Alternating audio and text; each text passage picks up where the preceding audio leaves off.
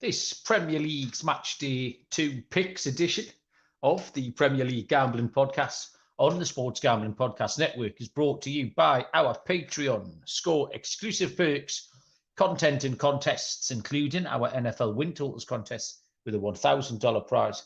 Join today at sportsgamblingpodcast.com/Patreon. We're also brought to you by Game Time. Download the Game Time app to get last-minute tickets at the lowest price guaranteed. Use a promo code SGPN for $20 off. Welcome, everybody, to the Premier League Gambling Podcast on the Sports Gambling Podcast Network. My name is Malcolm Bamford, coming to you from Newcastle upon Tyne in the northeast of England. Today is Wednesday. That's definite. Hang on. August, 14th? Not even close. 17th, 12th, 16th. Wednesday, August the 16th. I normally have my baseball page open, and that's got the date on the top, but I've got the wrong page open within that page, so there you go. But we've got nearly a full slate of Premier League action for the weekend. We've got 9 games to get our teeth into, starting on Friday night, going through to Monday night. Joining me is Mr. Barry Penaluna. Hello, Bazza. How are you? Evening, Malcolm. I'm very well. All refreshed after a short break down to that there, London. A couple of days where I think I've walked about 20,000 steps. It's impossible to do London any other way, but just walking for miles and miles in it. And I'm not used to walking for miles and miles, but a good couple of days down there with the family. Thankfully, well, I said to you just before we start, I said you had a nice time. You said, yes, I've got a story. Yes. And then I said, when should I ask you about this, at the start, at the end? And you said, at the start. So, Baz, have you got any stories from London? Yes, I have. Oh, shit, come on. Thankfully, I was busy last night, so I didn't get to watch any of the EFL action, which was really good, because my EFL picks were absolutely terrible. So I think it's important that we own up to that, because we claim our winners, but we also claim our losers. It wasn't a good week for the EFL picks, so. Well, before you said you were going to tell a story, the first thing on my note says EFL picks sucked. So it was top of my list of things to discuss as well, but so we can get to that. So be it. But anyway, I was busy last night because I went to the theatre to see a show. So we went to see. So if anyone's in London and is looking for a good show, a bit of comedy, hilarious comedy, or also in New York, because the same show is in New York, then Book of Mormon is absolutely quality. Oh, okay. Absolutely hilarious. It's by the creators of South Park. However, if you're also in London or New York and looking for a show to take your 12-year-old children, 10-year-old children, Book of Mormon is not the show. Yeah, adult themes, Baz. Yeah, I mean, we knew it was going to be adult themed, and there is a warning on the website that it's adult themed. And I thought, my kids here swearing all the time. They watch all sorts on the TV. Yeah. This will be all right. It's absolutely fine. Anyway, we got there, a massive big queue to get in, and we're walking down the queue to the back, past 100 and odd or 200 odd people. Not a single child in the queue. And then we get to the front, and the woman scans the tickets, and the woman says, I just have to say, because you have young people with you, you do know what the content of the show is, don't you? And we were like, yeah, it's fine. We'll cover the years at the appropriate times. And then we just got loads of disapproving looks from other people around us. We're getting judged. There was proper judgy. And it doesn't bother me. And the kids, were a little bit like, what's going on here? And the first song that came on was like, it was just F you. I can't even, there's not a lot of restrictions on our show, but I couldn't even talk to you about some of the stuff. Oh, really? That bad? A song about a man with maggots in his scrotum. There was, one of the first songs is the Fuck You God song. Yeah, nice. It was all sorts, but proper, like, the themes and the stories that came up were quite close to the bone. Like the kids, to be fair, kids loved it. They come out. Yeah, of course, yeah. But we got some looks taking the kids. So yeah, don't take your kids to see Book of Mormon, but do go see Book of Mormon. It was absolutely brilliant. So that was fun. Talking to people with maggots in their scrotum, Moonaf's in the chat first up tonight. Moonaf, How you doing? He was seconded, actually. Serial beat him in. Courtney! Hiya, Courtney. Courtney's always having Manchester United patter on Twitter with us. Slick Great Captain saying, oh, good evening, everybody. Yeah, good that, Baz. I enjoyed that. I don't know how much money you would have to pay me to sit through a musical, even if it's like a funny one like that. I don't think I could sit through a musical theatre production for less than £720. That would be my price. I'm a bit more cultured than you, though. That's bollocks for a start. We've seen quite a few. Seen Hamilton, Lion King. Oh, no, my price would be way over 700 quid for that shite. No chance. Hamilton's brilliant. Hamilton's outstanding. Rubbish. Yeah, quality. I'll go back to see that one. Nah. But makes my teeth itch, stuff like that, Baz. I just can't do it. I don't understand why they all have to do this the whole time. It annoys the fucking daylights out of us. Even when they walk on, no one just walks. They're all like with a face. I mean, this is good audio of this, but if you're watching the podcast, just imagine me waving my arms around. I don't get this, Baz. And the big stupid grins, it just makes us want to put my face through the window. Fair enough. Right. You've agitated us there, Baz, a bit with that. Yeah, so getting a bit angry. Oh, I've got a bit of a dab on. Yeah, I've got a bit of a sweater. Right, so AFL picks sucked. We've covered that. I think I went 1 for 3. You went 1 and 5. Women's World Cup was a bit better. I got Spain, but then didn't get England today. Did you get England today? No, I put the draw out and then pivoted this morning. But I didn't really pivot. I wanted a bit of a bet builder because it was a hard game. And I went for a bet builder of England to qualify, which still tied in with my draw pick. England to qualify, Russo to score.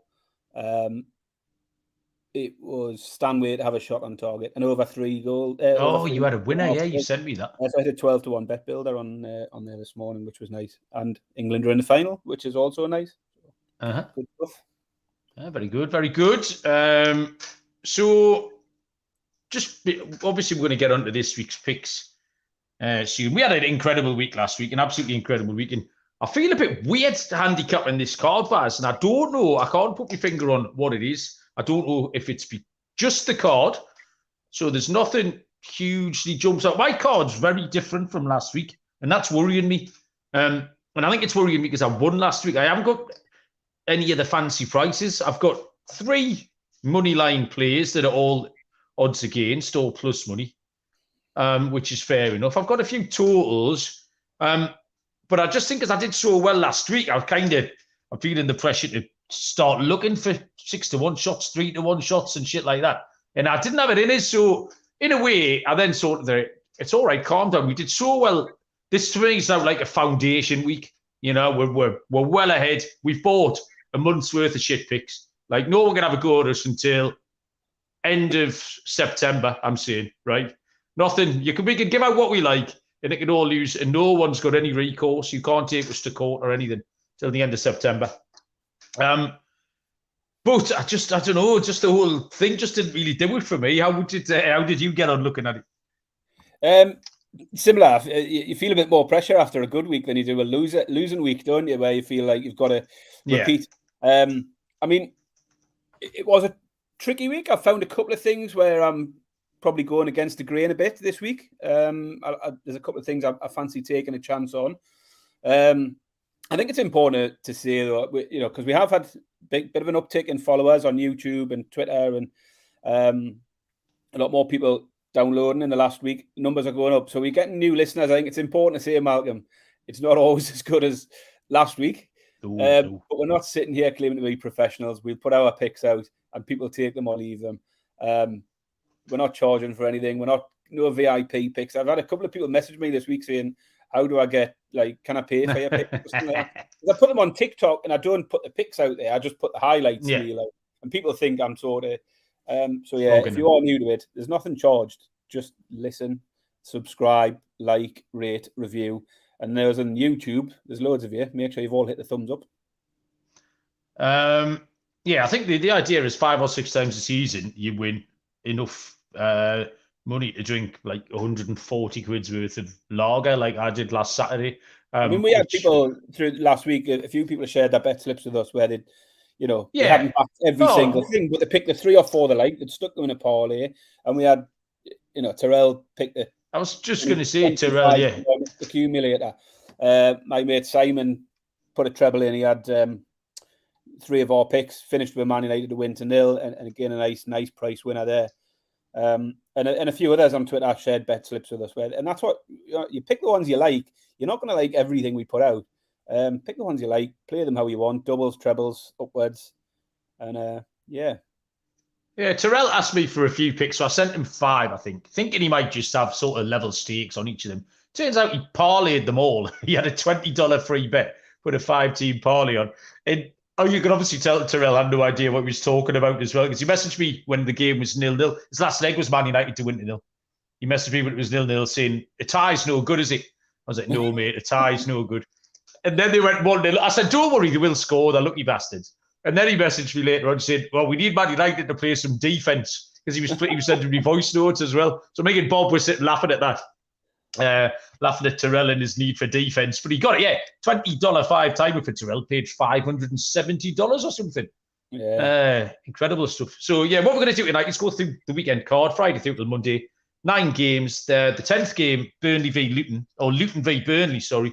Will not go ahead because Luton's ground is not quite ready. It's still a bit of a building site, so that game's been postponed. We'll have a look at the EPL stuff as well, just to who's top of the league and any transfers we might be making. So we'll do all that. I'll tell you first about we've got a new sponsor here, which is Game Time. Game Time are a ticket company, and we all know what a pain in the arse that can be. We've had it recently with Baz mentioned last week, the Newcastle United tickets, getting hold of either individual tickets or buying your season ticket, getting it into your wallet, getting tickets for friends, family, what have you. The MLB London series was a nightmare, especially for an old timer like me. Game Time take all of that stress away and make buying tickets just less stressful, really. So you can get to all your favourite events. Sports, music, comedy, theatre. You can go to the theatre if you want. Go and see the Book of Mormon. Use Game Time. Take the kids. Don't take your kids. Don't take the kids. You get killer deals on last-minute tickets and the best price guarantee as well. I know a lot of people at the network have used Game Time. Megan Bars can't in this country, but the other network boys have used them. Things like the flash deals, the last-minute sales, the images of the seat views are really good, so you know where you're going to be. And you get a lowest price guarantee too. So you can forget planning months in advance. Game Time's got deals on tickets right up to the day of the event, including football, basketball, baseball, concerts, comedy, much more than that. And if the best price guarantee means that if you find tickets in the same section, Game Time will credit you 110% of the difference, which is a cracking offer. So to snag all of these little perks, download the Game Time app, create an account, use the code SGPN for $20 off your first purchase. Terms apply. So create an account, redeem the code SGPN for $20 off. Download Game Time today. Last minute tickets, lowest price guaranteed. So some points of housekeeping, Baz.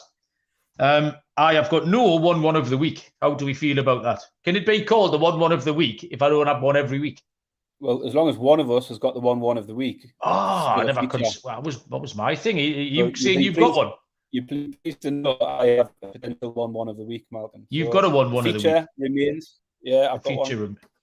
But I've got, if you break my record, I'll be furious. But the tit list, when we talked about the tit list on Monday, had Sunday, what day was I sitting here dead hungover? Sunday. Had Jurgen Klopp come out with his jibe at Newcastle yet? No, he hadn't. That came out after the event. Right.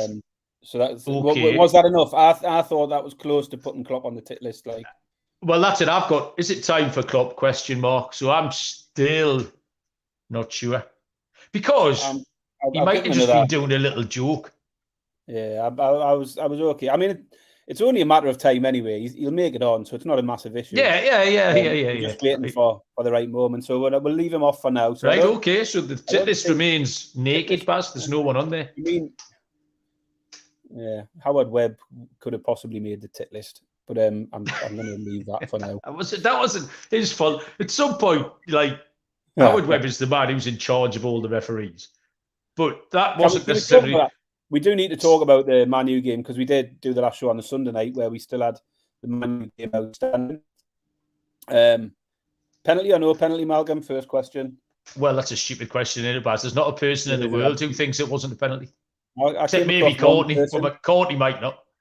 One person, Jacob, who sometimes listens to the show, I think, in one of my WhatsApp fantasy football groups, said, "Am I the only person who didn't think it was a penalty?" And I think the answer was a resounding yes. Even the referee thought it was a penalty after the event. Absolute shambles, isn't it? Just shocking. I just can't get my head around it. And really harsh on Wolves because they deserved something out of the game. Played so well. I mean, we'll cover Wolves and Man United when we come up to the games this weekend. But it was just a... Courtney has said it's not a penalty. She's got to be... Courtney's on the wind-up. Absolutely. Courtney, we're not buying it. You shouldn't be selling it. That's rubbish. Yeah. So as much as that was a lucky pick, Baz, I was talking to Tiger about this last night on the way home from Fat Man Five-a-Side. We factored in the luck, didn't we, when we handicapped the game? We said they'll win 1-0, they'll be shite, Wolves will miss loads of chances, something terrible will happen, and they'll win 1-0. So you factor in that as much, that was a lucky win. It wasn't, because this has happened for 47 years that I've been on the planet. So you factor it in. It's not lucky, it's just lifelike. Yeah. It is what it is, isn't it? Okay, then. Anyway, any more points of order before we get going? No, I don't think so. I think we've done the housekeeping bars, I think, and start handicapping stuff. Let's do it. Friday night, 7:45 kickoff, 2:45 Eastern time. There's D-Rock's team, Dylan. Dylan will be well excited. You got him a shirt, didn't you? You sent it yet? Yeah, it's going in the post tomorrow. It's going in the post tomorrow. Yeah. Nottingham Forest against Sheffield United. Nottingham Forest are 11-13, -117. The draw's 5-2 plus 250. Sheffield United are 7-2 plus 350. This pass was the easiest one on the card. There was, I've said before, instinctively go to a pick and then quickly look around to see if there's any reason you have to get away from it. And I don't think you did. Forest emerged with credit, great credit really, from that Arsenal game last Saturday lunchtime. They got beat 2-1, but there wasn't an awful lot in it. And applied quite a lot of pressure at the end, could have nicked a draw. Their home form last year was their foundation. It was their home form that kept them up. They picked up pretty much all of their points at the City Ground. So, Sheffield United played pretty much exactly what we expected. They lost 1-0. Their XG was 0.55, and nothing's changed. We said they'd struggle to score. They didn't create much. This was just a really easy pick, Baz. It's Forest on the money line, and it's a really nice price. Do you know what I don't like most about this? Is the fact it's the Friday night game. It's the first one. Like, it's never that easy, the first game. This should be a mess. If this was hidden in the middle, it's Saturday 3 o'clock with all the others, I'd feel great about this, just because it sticks out like a sore thumb. But yeah, Forest win, Baz. Yeah, so heading in the same direction, yeah. As you say, start off with a 2-1 defeat against Arsenal. Game where they had just 21% possession, but they still had a higher XG in the game than Arsenal did. Sheffield United, on the other hand, managed just one shot on target in their defeat to Palace. I mean, we talked prior to the season about the doom and gloom around Sheffield, the business in the transfer market, sold a couple of decent players, hadn't done much on the other side of things. They have managed to add to the squad this week. They've brought in Gustavo Hamer from Coventry, defensive midfielder for around 14 million. Vinny Souza, another defensive midfielder from Belgium, has come in, signed Aaron Trusty from Arsenal. Have you heard of Aaron Trusty from Arsenal? Do you know who Aaron Trusty is? I think he's an American fella, isn't he? He's an American centre-half, and I haven't never heard of him before. And I thought, he must be like a young kid out of the academy at Arsenal or something like that. He's 25 years old. Okay. So I was just a bit of an odd one because I can't recall him ever playing for Arsenal, but maybe he has done in EFL Cup action or something like that. And they've signed Tom Davies from Everton on a free. Wow. Okay. Still, I mean, the problem for me is still struggling to see where the goals are coming from. They're still being linked with Cameron Archer from Villa, and I think for Sheffield United that would probably be a good sign, and I think it's a deal they could do with getting done, but it isn't happening just yet.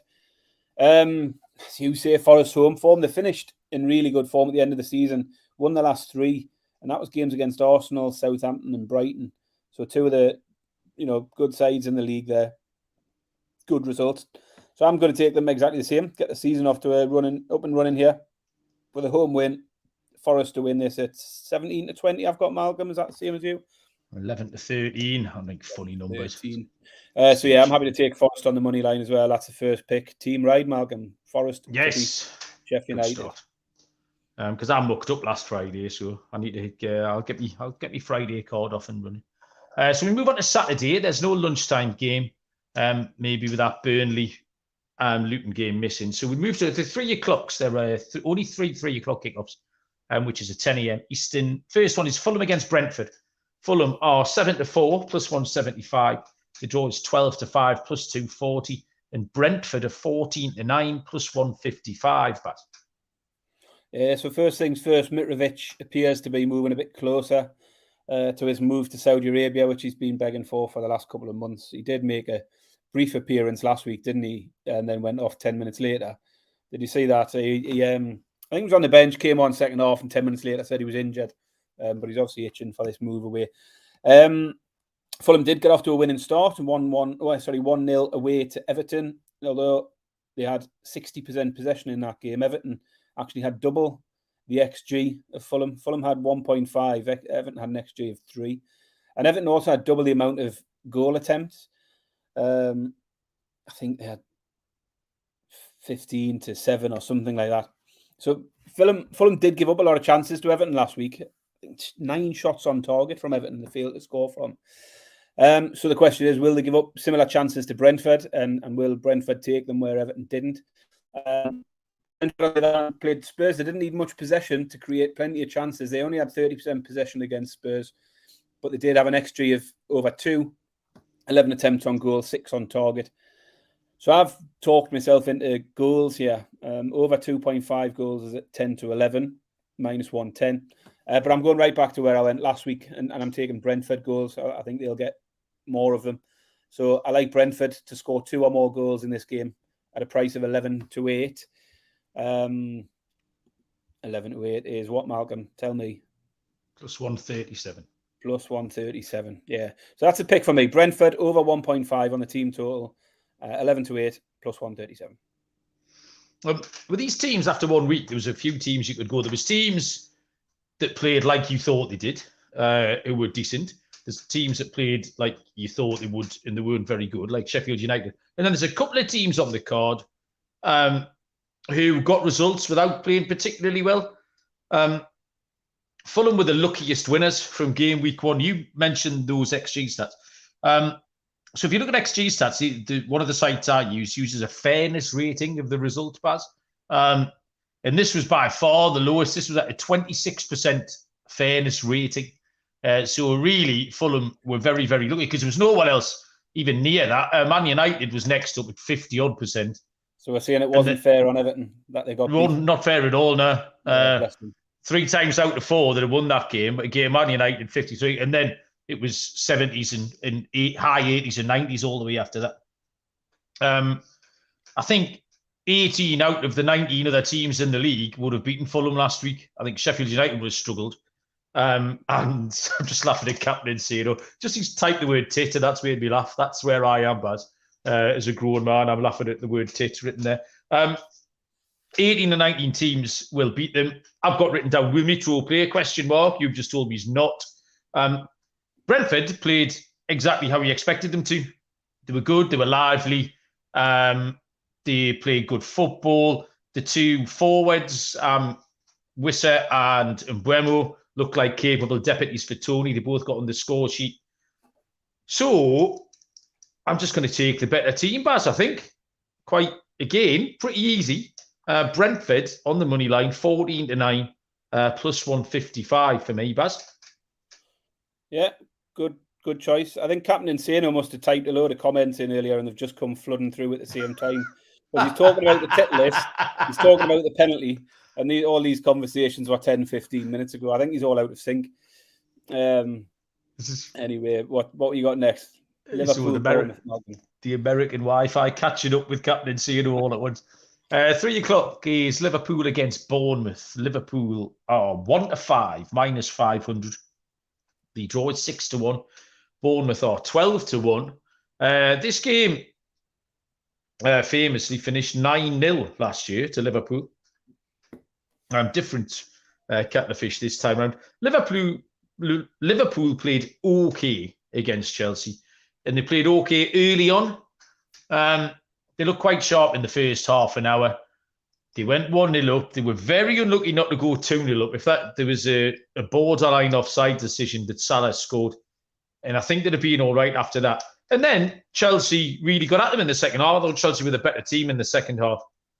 I just think you're going to get more of the same out of Liverpool. They're going to be dangerous going forward. They're going to be shaky at the back. I did see someone point out to how Liverpool's levels dropped after half an hour. It was a Newcastle fan was talking about how Newcastle can get at them next week because we're so powerful and our midfield can be so all-consuming that I think Liverpool could struggle to deal with it because they did seem to just drop off after half an hour, their levels. But Bournemouth were okay against West Ham. It was the 1-1 of the week. It was a fairly predictable fixture. But you could see how Iraola wanted them to play. They looked, and this is a weird thing to say about Bournemouth, they looked really Spanish. They were a very Spanish team. You see all those teams like in that middle glob of La Liga, Getafe and Real Betis and Valladolid and teams like that. They all play the same way. Also a little busy and tidy. And that's exactly how Bournemouth were. They weren't too bad last year away from them. They won 5 games, which is a lot more than teams in the bottom half would do. So your instinct is goals. Obviously, we saw 9 last year. Liverpool are always good for a goal. The over 2.5 is far too short. It's like minus 300 or something. I think Bournemouth can score here. I don't see many situations that Liverpool can keep a clean sheet. They're shaky at the back. Bournemouth can score. The safest option for the goals is both teams to score at 4-5, minus 125. I know Moonaf wants the Liverpool team tool. I'll see if I can fetch a price out on that, Baz, while you tell us what you think. Yeah, so I've got the same as you. Liverpool did start brightly last week against Chelsea. Once they went ahead early on, I thought they might kick on from there, but it never really materialised. And exactly as you say, the longer the game went on, the more reserved Liverpool became, and it was Chelsea that were really on the front foot in the second half. Liverpool had just 1 shot on target all game and 35% possession. Should be an easier opponent for them this week. We know the home form last season was a lot better than away. The concern for Liverpool, though, is the defensive solidity. So I don't mind you taking Bournemouth to get on the score sheet here at all. Chelsea cut them open with ease a few times last week. 5 big chances created from Chelsea. And I know we don't put too much weight on the pre-season stuff, but Liverpool conceded 10 goals in 5 pre-season games. I think Liverpool will probably win it at home. But where do you go with that? With a price of 1-5, it's handicaps, you're going to have to be pushing 3-goal handicaps and stuff to get anywhere. So my first instinct, exactly like you, was goals. I wasn't expecting over 2.5 to be as short as 1-3. Yeah, that's really skinny, isn't it? I knew it would be short, but that's excessively short. I thought more appealing might be the both teams to score, so I was looking down that same road as you. But I've decided to go with the early goals again here, and I'm going first half goals because I can get almost even money for over 1.5 first half goals. So it's a price of 10-11, minus 110. And for me, it just offers the best way into the goals market and potentially a little ladder. I know Serial's a big fan of his first half ladders. But it was that thing of Liverpool starting strongly and then tailing off really quickly. I think they can get at them early on, get on the score sheet. So over 1.5 first half goals, 10-11 is my pick. If you like a ladder here, over 2.5 first half goals is 3-1, and over 3.5 first half goals is 9-1. And as you say, last season, 9-0 this fixture, 5-0 by half time. Yeah, got out of hand pretty quick this one last year. Okay, more to come. I'll tell you about the Patreon first. To get access to exclusive contests, join our Patreon, including the NFL win totals contest. Got $1,000 first place prize. And we've got season-long contests, but also weekly contests in there just for our patrons. The monthly SGP Stories podcast, the Discord channel, all the good stuff in there. So help us to help you prevent corporate gambling. Do your part and sign up today at sportsgamblingpodcast.com/Patreon. That's sportsgamblingpodcast.com/Patreon. Next up, it's still 3:00, and it is Wolverhampton Wanderers against Brighton and Hove Albion. Wolves are 14-5 plus 280. The draw is 11-4 plus 275. And Brighton are 9-10 minus 111, Baz. Yeah, so Wolves were the real surprise package, I think, of the first weekend. We talked on Sunday night about how everything had been fairly predictable, no big surprises. But for me, a big surprise was Wolves' performance against Man United. We talked them down quite a bit pre-season. They'd lost players. There was a lack of signings. Changed manager a few days before. What's this we, Baz? We? Yeah, you talked them down as well. You had them getting beat to 0 Monday as well, like everybody else. I'll be 10th, Baz. Piss off. Just what do you mean? Just say it. You change that every week. Don't say we when you mean I. You learn that in the meetings, Baz. Just for me, it seemed like there was plenty of reasons to fade Wolves, and we did fade them. We did, and we won. We both took Man United to win to 0, and I think it's fair to say extremely lucky to cash that one. It wasn't my proudest ever moment, to be honest, because in the end, I'd rather have lost my bet and seen Wolves get something out of the game, to be honest. Wolves just really took the game to Man United. 23 shots they had, 6 on target, and an XG of over 2. Stonewall pen not given as well. That XG would have been a lot higher had they had an effort from the penalty spot, 1-on-1 from 12 yards. Really unlucky to come away with nothing. Brighton were efficient in a 4-1 win over Luton, 71% possession, 27 shots, 12 on target, and an XG of 3.6. But obviously up against the Luton team who everyone, not just me, not just we, everyone is expecting to struggle this year. Still an impressive performance from Brighton. So, do I handicap this on what I expected from Wolves before the season started or from what I saw on Monday night? And for me, I think I have to reevaluate Wolves. And as you know, Malcolm, I've never been able to get Wolves right anyway. Like they've been my nemesis for the last 12 months. Whatever I do with Wolves, go the opposite. But I fancy them to be competitive in this one. Brighton are favourites away from home. And I think there's reasons why you're going to pose Brighton here. They are fun to watch and they are becoming everyone's second favourite team for that reason. But away from home last season, they lost 4 of the last 6 games. Villa, Newcastle, Forest and Spurs all beat them towards the end of the season when they were on their travels. And Wolves, on the other hand, were unbeaten in their last 5 home games at the end of the season. 4 wins and a draw. So 4 from the last 5 they've won. Goals in Brighton games are always attractive. 8-11 for the over 2.5. That would appeal to me if I was going down the goals route. But I've been taken in by Wolves here. I'm going to take Wolves to win this one. 3-1. Take the dog.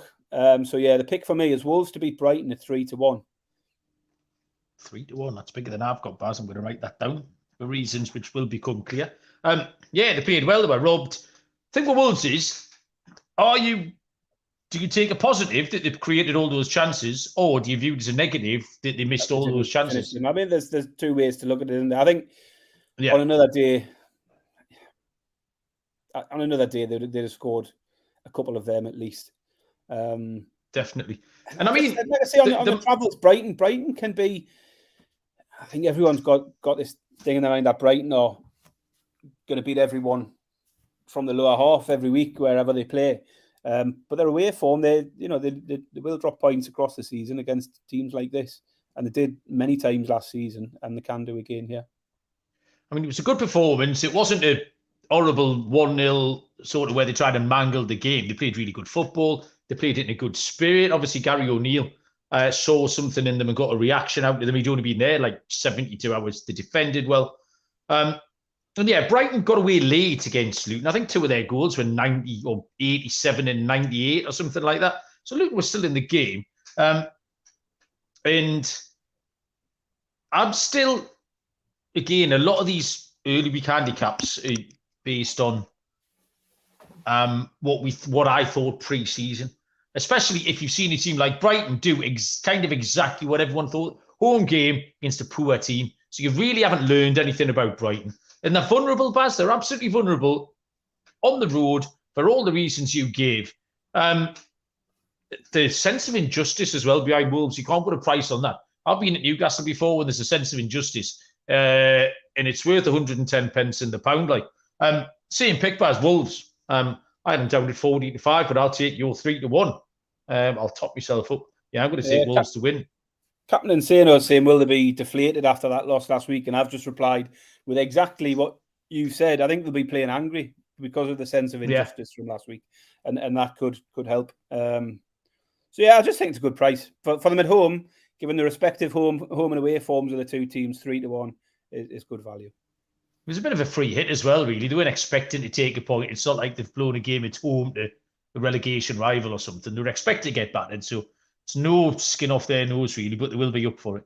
The tea time kickoff on Saturday is Tottenham against Manchester United. That's a 5:30 kickoff here, 12:30 lunchtime Eastern. Tottenham are 15-8 plus 187. The draw is 13-5 plus 260. Manchester United are 11-8 plus 137. Does anybody want to back Manchester United after seeing that on Monday? Favourites are plus 137. Are you insane? No quality, absolute lack of quality. They've got no striker. They're ill-disciplined. The Morrison's butcher got hold of at half-time to go and pinbone some sea bass 30 yards down the counter. And the goalkeeper's a liability. And now drunken red nose can keep his nose out. He thought Aston Villa played well. Fucking ridiculous. So that's Man U dealt with. I just don't know what to make of Tottenham, Baz. They could draw 2-2 every game this season. That might be them. 38 points. Score 76, concede 76. Like, that's just Tottenham. I don't know what to do with Tottenham. I learned nothing about Tottenham at all. I've got no idea. They conceded 2.5, which is pretty Tottenham. Maddison did okay, but the assists were, one was a free kick. The other one really didn't have much to do with it. He just toe poked it. Both their goals came from defenders, which is a minor worry. I'm happy to take a risk here, Baz. Tottenham at home. So it's their first home game. We talked last week about people being up for it at home. Behind Postecoglou, he appears to have quite a lot of goodwill from the Tottenham fans and the players. Just because of the way he is, he's a good talker. He's got a nice, healthy attitude and stuff. He looks like he's going to bring a lot more to the Premier League than a lot of other managers do. They're going to be high energy, and that can cause Man United problems. A high energy team in a high energy environment can cause Manchester United problems because they're pretty ponderous. So yeah, I'll take Tottenham at 15-8 plus 187, Pat. Yeah, I mean, it's a tricky one, isn't it? As you say, Man United weren't good at all the other day. And I looked at the squad and it looks a bit thin to me. Like, in terms of the quality, like they're starting with Anthony and Garnacho, who were both shite. We know Anthony's shite because I tell you this every week. But he wasn't very good, and Garnacho wasn't very good. But then I thought you were going to say something really insightful then. There was a little pause, Baz. There was a barely perceptible quarter of a second pause where I was waiting for your pearls of wisdom. Shite was what came next. But you look to the bench, and they've got Martial sitting there, who I don't fancy, and they don't fancy because they didn't bring him on, despite being 0-0 late into the game. Sancho, who still has never got back to the form they hoped when they signed him. Eriksen, McTominay, Pellistri. There wasn't anything inspiring on the bench to think, if we change this will get things going. I just don't trust any of those sort of players to be the game changers they need. Listen, Man United fans will know they got lucky in that game, and I think a bit of concern would have crept in, despite coming away with the 3 points. Spurs, we said last week, they're going to be carnage from week to week, and that proved to be the case with the first half of 2-2 in the first half. They created enough without Kane there to suggest they can get at this Man United team this week. And like you, I like Spurs to get something here. I did like them on the money line, 15-8. But I also like them to score 2 or more goals at 11-10. And I'm going to take that as a slightly safer pick.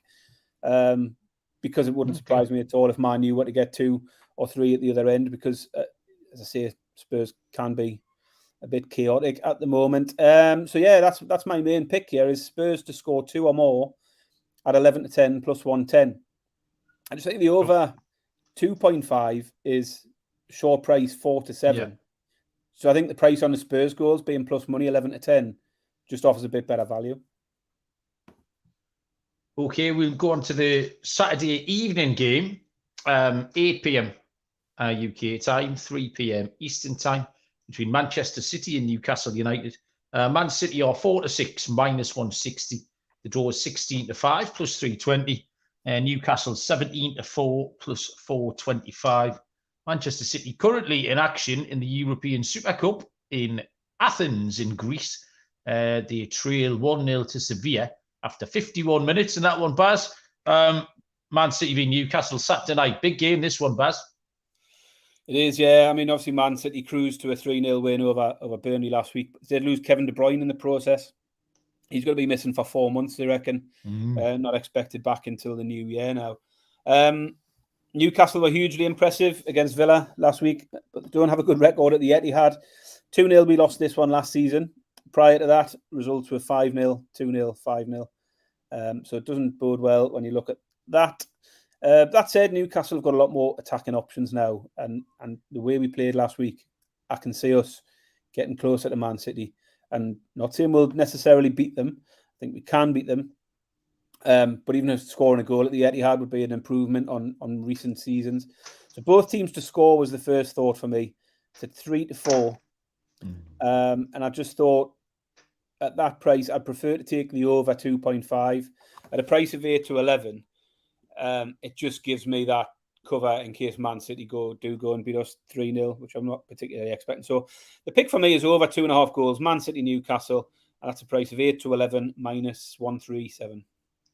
Or Newcastle win 3-0, Baz. Newcastle could also win 3-0. Factoring that in. Come on. Yeah.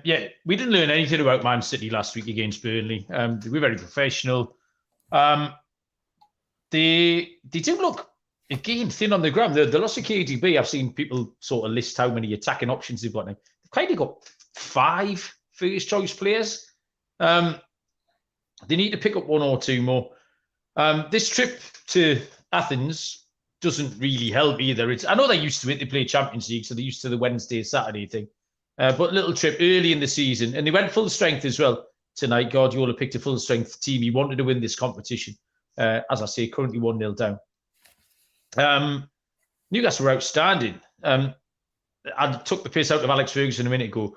I kind of do see what he was saying, because I said it on Monday night, not as brazenly as he said. But I thought Villa were okay, and there were some key moments in that game that went against Villa that I think would have had them closer together, because for 55 minutes it was pretty close, and Tyrone Mings going off made a big difference. But I think we said it's the 9th time in 32 games Newcastle have scored 4 or more.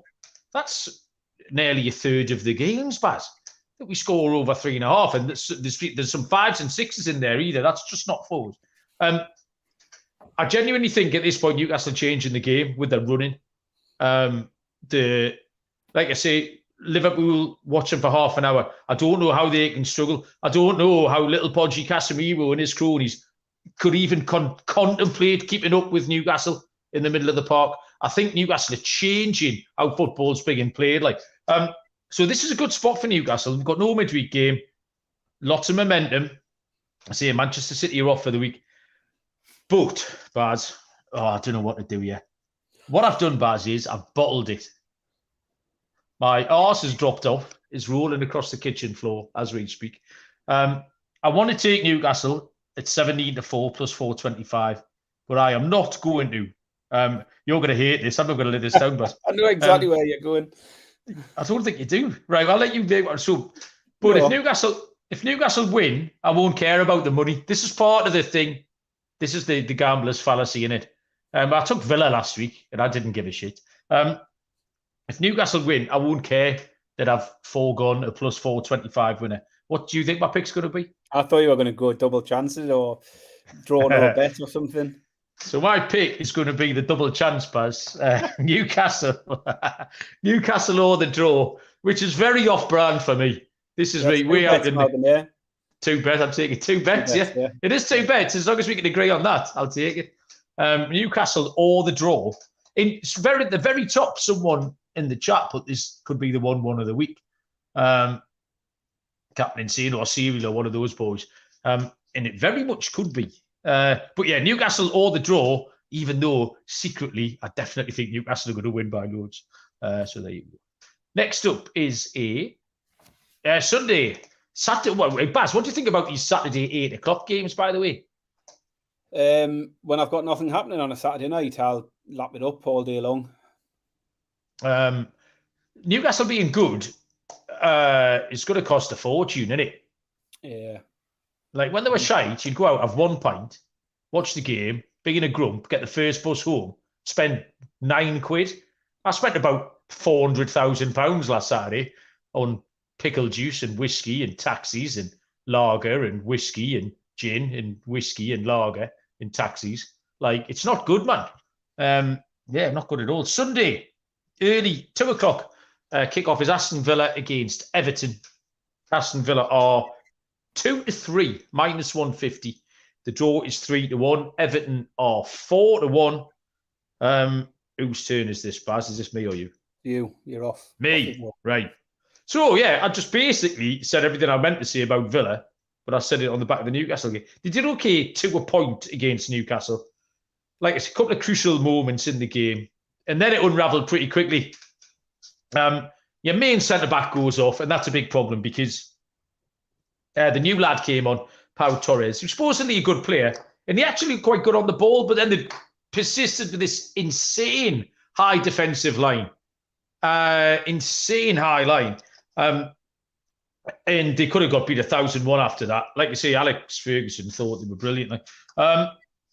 Everton are in the same boat as Wolves, we said earlier on.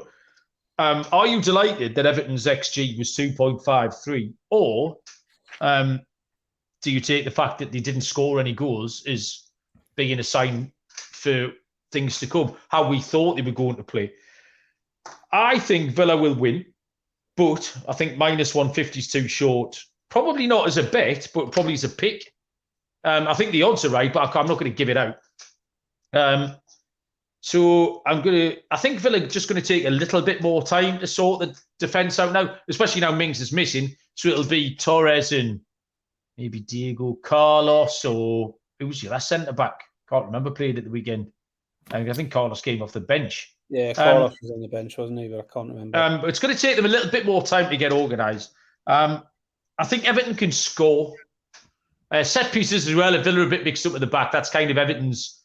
They were unlucky the weekend not to get one. I think Villa will win. I think Villa will win 3-1. But looking around at all the possibilities, both teams to score is my option, Baz. 9-10, minus 111. I found another way of playing it that fits into your narrative anyway, so that'll be fine. It's been far from an ideal start for Villa. They've lost Buendia and Mings to potentially season-long injuries. Obviously got a hammer in from Newcastle, but I just think what better tonic to that than a home game against Everton? As you say, Everton failed to score despite 19 shots on goal. And we said last week we can't see where the goals are coming from with Everton. Obviously, you've seen it now and you think there is one to come.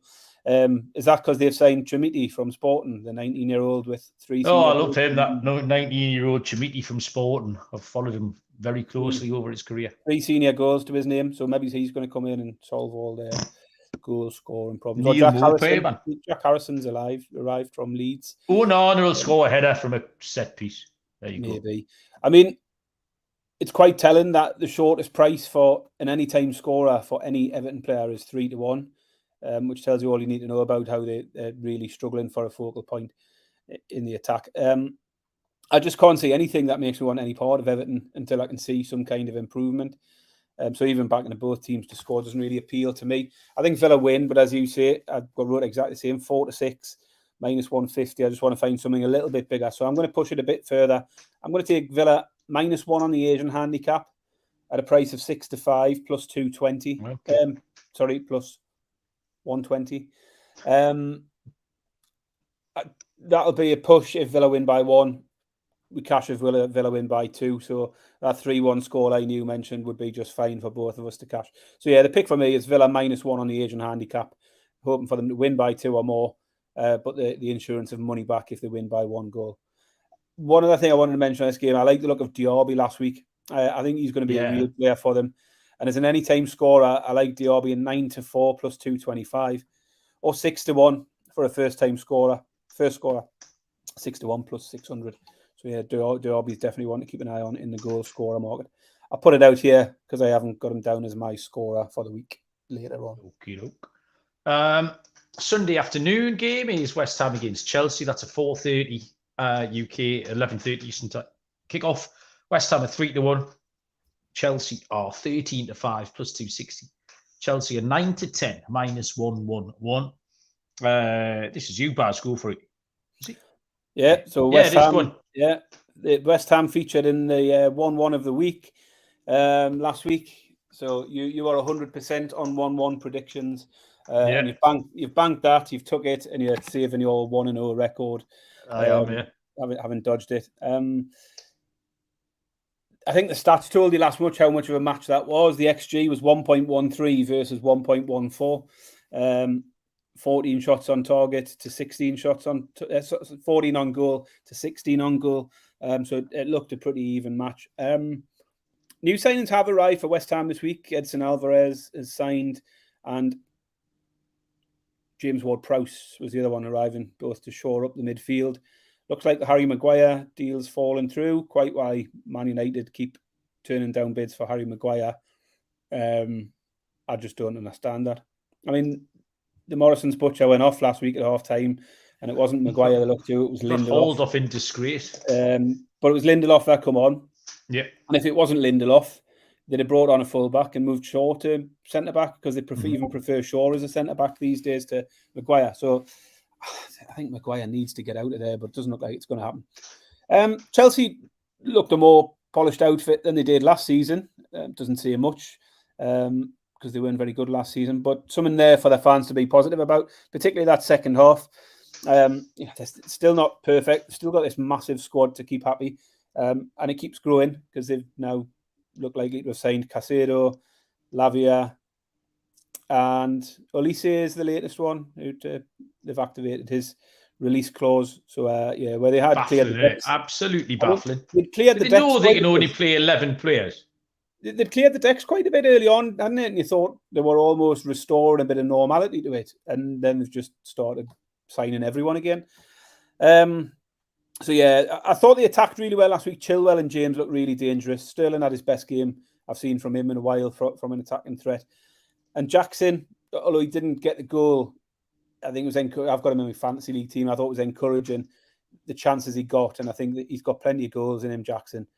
And that's where I'm going to go, goals here. And it's Chelsea goals for me. I think Chelsea can get 2 goals in this game. It's at -110, so 10-11. It's the same price as Chelsea on the money line. And I just prefer to take the goals mark. Obviously, I'm taking the 1-0 Chelsea win out of the equation. But yeah, the pick for me is over 1.5 Chelsea goals on the team total market at 10-11. And similar to the Villa game, I've got a score I like. I think Jackson's worth a go to get on the score sheet this week. 2-1 for an anytime scorer for Jackson, plus 200. I quite like the look of that as well. I mean, both teams looked okay last week. I suppose the difference was that West Ham looked okay in a game at Bournemouth, another team who's going to be in that bottom third of the league, you would have thought. Chelsea looked a lot better than they had done last year. Still not the finished article by any stretch, but both are going to need time to settle in new players. Ward-Prowse comes in for West Ham, who's an excellent player, but really he does nothing more than replace Rice. And West Ham was still shite last year with Rice in the team. And I remain unconvinced by West Ham. I looked at the lineup that started last week. and it's just really average, really, really average. You've got no striker in there. I thought Chelsea looked okay. I just think Chelsea can win. Chelsea are much the better team. And they kind of traditionally go to West Ham and batter them as well. So Chelsea at 9-10, minus 111 on the money line. It's going to be my play there. I think we've been pretty in sync with our thoughts. Yeah. Games for a change, Malcolm. I've just seen Man City have equalised there tonight as well. Cole Palmer's just scored 1-1 in the Super Cup final now. Be no extra time in that. Is that straight to pens, I reckon? I assume so, yeah. It's still 25 minutes to go. 8 o'clock on Monday night, then we have a London derby. That is 3 p.m. Eastern time. It is Crystal Palace against Arsenal. Palace are 5-1. The draw is 3-1. And Arsenal are 4-7, minus 175. This is one of the ones that's really hard to judge because both teams did exactly what we expected them to last week. Arsenal had a winnable home game against Nottingham Forest. They did enough I suppose after an hour, they were 2-0 up and kind of cruised and scored a couple of good goals. But then Forest did score, put the shits at them a bit. Arsenal have lost some players. The new man, Timber, is out for the season, it looks like. One of the CLs, an ACL or an MCL or something is gone. And then Palace won 1-0 at Sheffield United, a game that we predicted. Palace against a poor team where Palace can keep a clean sheet and nick it. That is there. And so both teams really got the kind of their ideal situation. We didn't learn much. We've just covered Elise. Looks like he's going to be leaving. That's another dagger through the heart for those Palace fans after losing Wilf. They've only got Eze really now left of that Holy Trinity. Palace are good at keeping it tight at home. Palace keep it tight pretty much, in fact, wherever they go. They never get battered. They'll beat the bad teams. And when they come against the good teams, they're so almost quite happy to lose 1-0 or something. I can see Arsenal eking out a 1-0. This is a really tricky spot. It was a hard game to handicap this, but the under 2.5 goals is my pick. That's 9-10, minus 111. Palace aren't prolific, but Arsenal, I don't think they'll run right over them either. This could be goal in each half situation, or even a late one, 1 or 2-0 Arsenal, but so yeah, I'll take the under 2.5. Not happy with your correct score, but you're under 2.5 is absolutely fine. I mean, two teams, similar to you, I think hard one to handicap. Two teams both got off to a winning start, both in spots where we expected them to do so. Arsenal, as you say, they went 2-0 up inside 30 minutes and looked to be cruising, but they did let Forest in late on, and it didn't blow me away last week, Arsenal. They had 15 shots on goal, but half of those were outside the box. I mean, granted, one of them was scored from outside the box, was an absolute cracker. But notable, they had an XG of under 1 last week, Arsenal, and 0 big chances created. So despite winning 2.1, there weren't big, clear-cut chances they were making. As you say, Palace keep it tight at home. Under Hodgson, they are yet to lose a game at home. Two draws, 3 wins at the end of last season. So 5 home games for Hodgson so far. He hasn't lost one of them. And I think they can avoid defeat here, Malcolm. The pick for me nice. Is Palace v Arsenal to draw at 3-1. And for me, Malcolm, it is my 1-1 of the week. So this could be the 1-1. It'll be your unders. It'll be Palace keeping it tight. It'll be a close game. So yes, I've got Palace to draw with Arsenal at 3-1. And 1-1 is 15-2 plus 750. So yeah, 1-1. 1-1 of the week. Well done, Baz. So that's 9 games covered. I'm going to get to our dog accumulators and goal scorers in a little minute. Let's just do 30 seconds FPL, sorry, Baz. The Fantasy League. How many did we end up in the league? 85 entries in the league. I'm sitting in 55th, 69 points. A little bit ahead of you, Baz, on 67 points. Who's top of the league then? Your kid was. No, there's a name. Was. There's some new name at the top. Right. Okay. So in the chat, might be able to help us out here. It's not. So the team is the chosen 15, and it's Jake Fishoran Williamson. No, in fact, it's not. It's nowhere. It's not who I'm thinking at all. So yeah, Jake. Jake's top of the league. Then there is a Penaluna in second. But I saw, Serial was sniffing around. Serial sitting in sixth, which is decent. Kyle, one of the Newcastle Nighthawks baseball teams up there. Monty Simpson, who did our Nottingham Forest preview on the preview. Monty's up there as well. But just a quick line, Baz, any transfers that you're thinking of making? I mean, there's been no sort of big signings I suppose Kevin De Bruyne is the big injury. But what's the general transfers? So there's been some price rises this week. What happens is if a lot of people transfer a player in, his price goes up by 0.1 million, which obviously makes it just a little bit trickier to sign him. And then but if you want rid of him, you have to sell him back at the original price. So Saka went up to 8.6. Chilwell went up by 0.1 to 5.6. Rodri went up by 0.1 to 5.6. So a couple of tricky decisions. Are you just sticking with your week one plan because that was the plan, or that's it? I mean, it's easy to get tempted. I mean, I made changes last week which didn't work out. I took Mbeumo out, I took Diaby out, I took Pedro out all last minute, and they all scored. And then you get tempted and thinking, should I reverse that now and stop any further damage? But realistically, I brought in Jackson for Chelsea. I knew we had a tough game against Liverpool, but he's got easier fixtures coming up. I brought in Foden.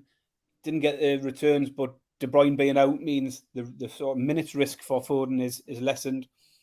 So I think overall I'm happy. What I am happy is I've got Salah in my team. A lot of people weren't able to get him in with Haaland, and I've got Salah up against home to Bournemouth this week, where I think Salah can return. And that gives me an alternative captain to Haaland, where Haaland's going to be everyone's pick pretty much every week. I think this is one week where I'd be willing to take on Haaland, playing against Newcastle, and Salah up against Bournemouth. I think he could possibly outscore Haaland. So the way I'm sitting at the moment, I don't see any changes. I'm going to give my team another week. But there are players on the watch list, players like Maddison, Diaby. Pedro, if he does keep scoring, is just too cheap to ignore. 5.5 million striker. And I took a punt on Richarlison. I wasn't that impressed with him, despite it being quite an open game, that one. Richarlison never really looked like scoring. I want to see how he does this week, but Richarlison is very much on the block in terms of a potential move out at some point. But I think for this week, I'll be staying the same with my my team.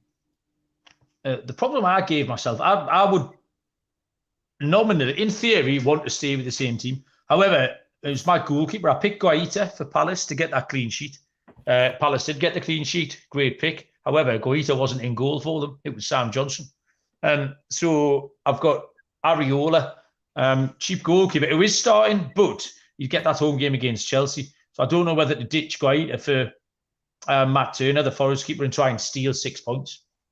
And that's really my only sort of play, unfortunately. But what did work for me was the reverse jinx of Rashford and Bruno Fernandes. I knew if I put Rashford in the team, he'd never score again.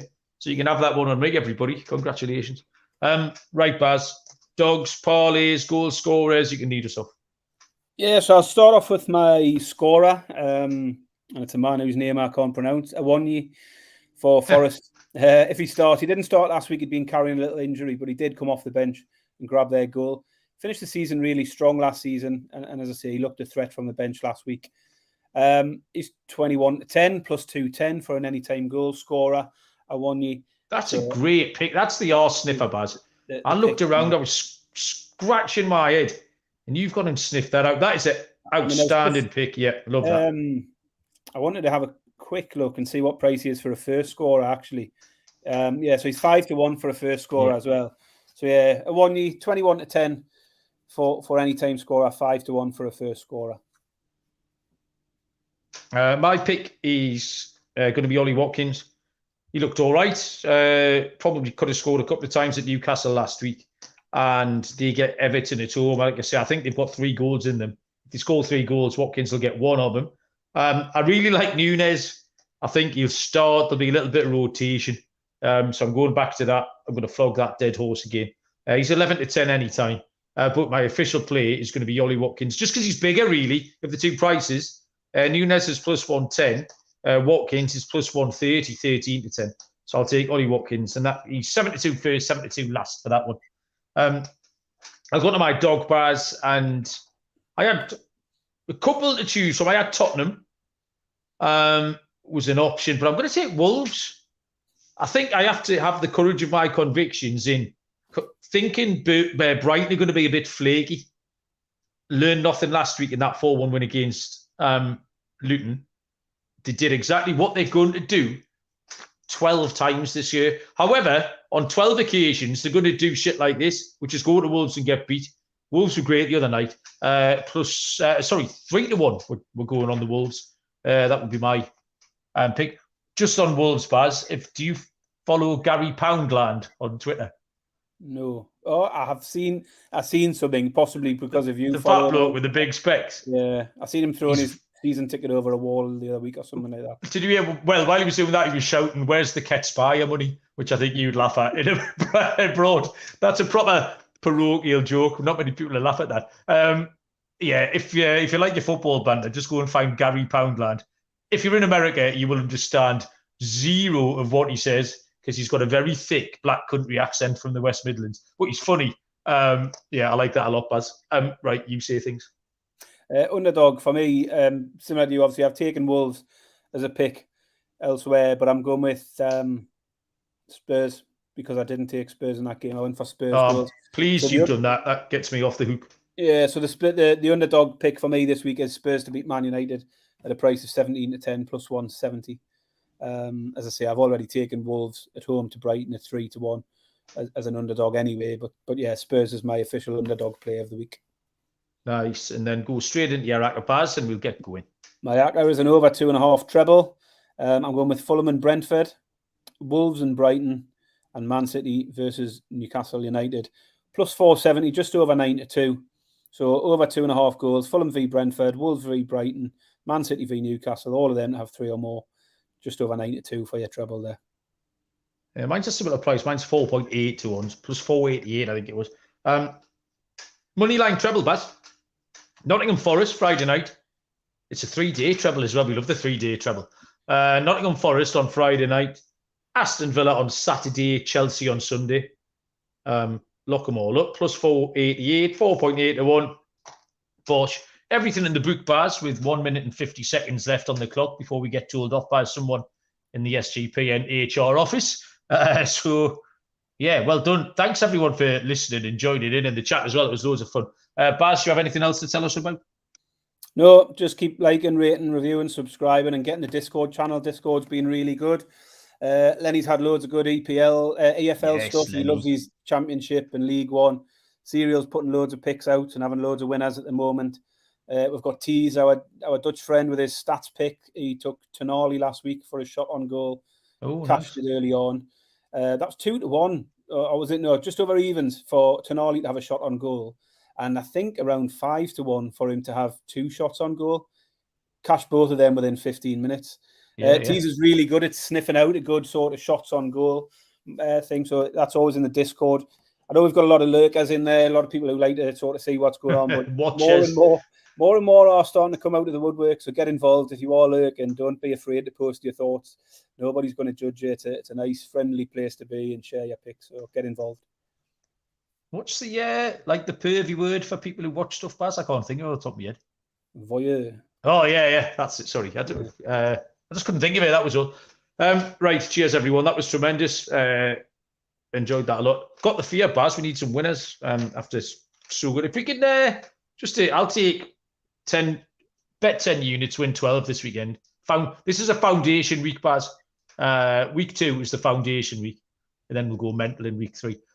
Good luck with all your picks. We'll be back probably on Sunday night to rehash over this, possibly Monday. Barry changes his mind more than he changes his underpants.